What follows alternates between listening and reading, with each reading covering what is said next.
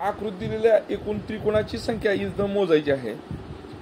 सर्वप्रथम आपण ज्या वर्गात शिकलेल्या त्रिकोणाच्या बेसिक आकृती आहेत त्या आकृत्या परत एकदा आठवूया। त्रिकोणात जर छोटा त्रिकोण असा दिलेला असेल, थोडंसं स्क्रीन व्यवस्थित चालत नाही,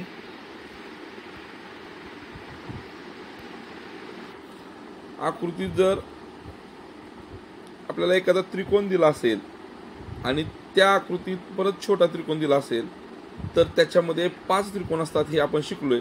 आणि मग आपण हा रंगवलेला भागापुरता जर विचार केला तर इथं 5 त्रिकोण झाले, परंतु आकृतीचा हा भाग, आकृतीचा हा भाग, आकृतीचा हा भाग यांचा विचार करता प्रत्येक ठिकाणी 1 अधिक, या आकृतीत किती त्रिकोण असतात हे आपण शिकलोय, 1 अधिक 2 आणि मग त्यांची बेरीज येते 3 आणि 3 असं 3 वेळा आहे, 3 त्रिक 9 हे त्रिकोण झाले।